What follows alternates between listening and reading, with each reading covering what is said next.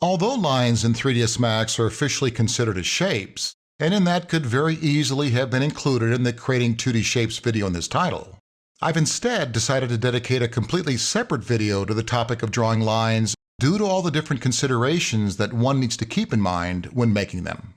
Like with all the other flat 2D shapes that Max provides, lines are primarily created with the intention of converting them into a three-dimensional object by means of one of the many different modeling techniques the program offers. In addition to that, though, lines will many times serve another purpose, that being as a way to create a path or track for something in your scene to follow along. That's something many times being an object, but it could also be a light, or as we'll discuss in an upcoming video, a camera, which you could then use to drive your viewer around or through a project. In this video, we'll simply concentrate on the techniques that you need to know for creating lines. With my front view full screen, I'll head to the command panel, click on the Shapes tab, then head down to Line. Now, when drawing a line, what you do with your mouse then determines how that line ends up looking. Each time you click, it's like setting a stake along a rope. That rope then being able to change shape or direction as you continue drawing. Now, what you do with your mouse once you click is a major factor. If wanting to create a straight line, you'll simply click, let go of your mouse, then pull away. If you instead want to draw more of a curved line, once you click, you're going to want to hold the mouse down as you then drag to the side. So it's what you do with the mouse after you click that then determines the shape of your line. Let's try this. We'll go to the upper left-hand corner, click, then pull away. This will set our first vertex, then drawing the line from that location. Let's now go to the middle of the screen, click, let go, and push away diagonally.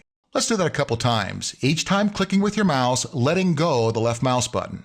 As you do that, you'll notice that all your lines are remaining straight. Now watch how this differs. This time when you click, hold the mouse down, then begin dragging to the side. This will curve the line, that curvature now being controlled by what you do with your mouse. When you're happy with the curvature behind the last vertex, let go and continue drawing. Now check out the difference between letting go of the mouse and pulling away and holding it down and then dragging. So bottom line is, the shape of the curve that you're drawing is directly related to what you do with the mouse after you click. When you're done drawing the line, to complete the operation, you can either right-click or simply hit the Escape key in the upper left-hand side of your keyboard. This time, let's draw a capital Z. Now we're talking about a whole lot of straight lines, so when you click, let go of your mouse, then continue drawing. I'm going to start mine at the top of the Z on the upper left-hand side. I'll click, let go, and pull to the right. I'll now go diagonally to the left, clicking again, pulling straight to the right, clicking one last time, then completing the command by right-clicking. There's your straight lines. Let's try something else. Delete this one. This time around, we're going to try something that has not straight corners on it, but more of curved or rounded corners, like the letter O. I'll again start at the top of my letter, pulling to the left. Now this time, when setting that second vertex along the left-hand side, I'll click, then drag my mouse. Now as I drag, I'm not going to watch where the cursor is on the screen. I'm instead going to go behind the last vertex that I set. You'll notice that the shape of the line in that area will change if you move your mouse left to right, or back up and down. When you're happy with the curvature set behind the vertex, you'll let go and continue drawing more toward the bottom. Setting that vertex, I'll again click and drag, watch the shape of the line, then let go when I'm happy. Up the right-hand side, click and drag again, watching behind the vertex that I last clicked. I'll let go of the mouse, and then I'll finish things up at the top. When done with that, I'll right-click or again hit Escape. Let's go ahead and delete that, and we'll try drawing one more letter, this time one that has both straight areas and curved areas, like the letter R. For that, I'll start right in the middle of the window, up against my heavy black line that goes up and down. With that line in mind, I'll be drawing the left-hand side of my capital R. I'll start down at the bottom, click, let go of my mouse, then pull straight up the line. Once I'm at the top, I'll click, then let go again. Now for the round part of the R, I'll move a little bit more to the right. I'll click, and this time drag my mouse. Now again, as I'm dragging, I'll look behind the last vertex that I set, waiting for that curvature to match what I'm looking for. When I've got that in place, I'll let go. I'll move back toward the line on the left, click again, let go of the mouse, then pull down to the bottom right. When I'm happy with the way things look, I'll set that last vertex, then right-click to complete the command. It's going to take some practice, but with practice, you'll be getting better as you go. Let's go ahead and delete that and we'll try something else. If ever drawing a line and getting close to the side of your viewport, you can always recenter your cursor within that view by simply typing I on your keyboard. I'll start in the middle, then head to one of the edges on the viewport. Having now run out of real estate, I'll simply type I. That centers my mouse in the view, and I can continue now drawing my line. Try it in a different direction. When you're on the edge of the view, type H, and you'll see how things center up.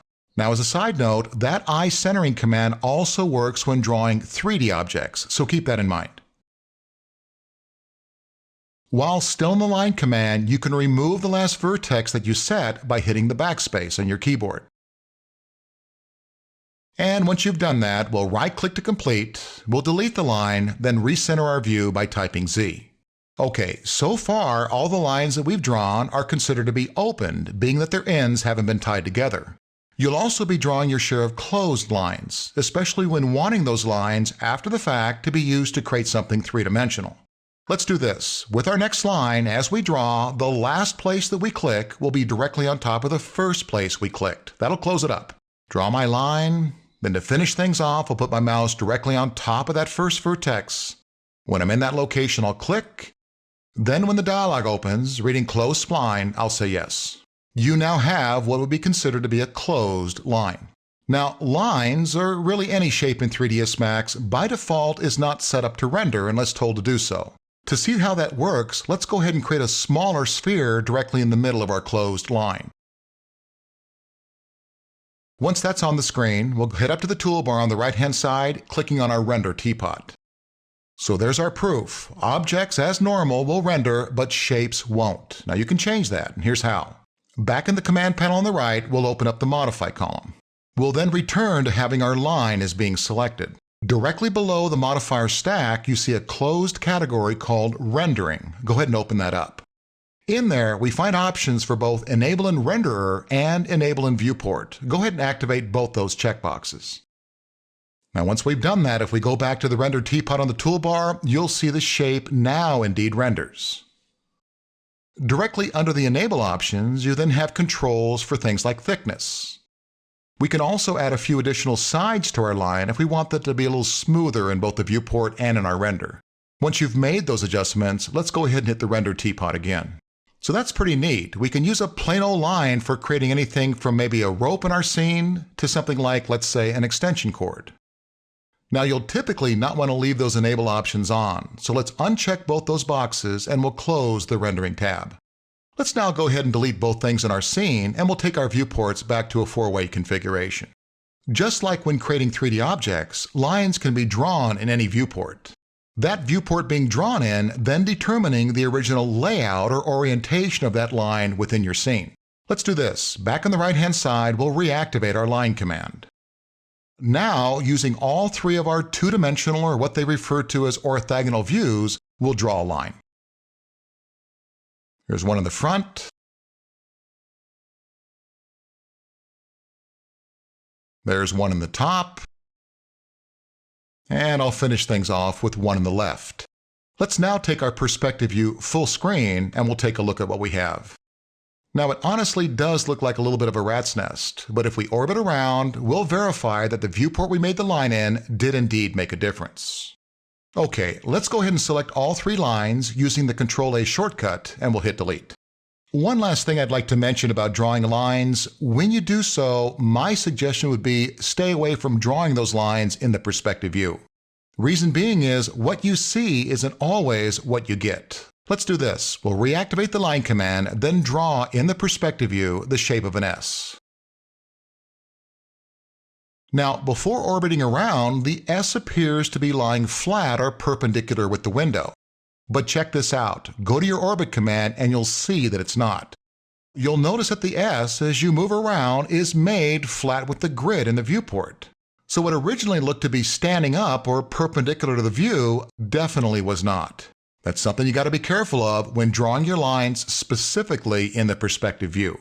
So that'll give you a few things to keep in mind when creating lines. It'll honestly probably take a little practice in order to be able to draw them well. But because they do serve such an important purpose in Max, both for modeling three-dimensional objects and as paths for things in your scene to follow, taking the time to practice making them will definitely pay big dividends in the long run.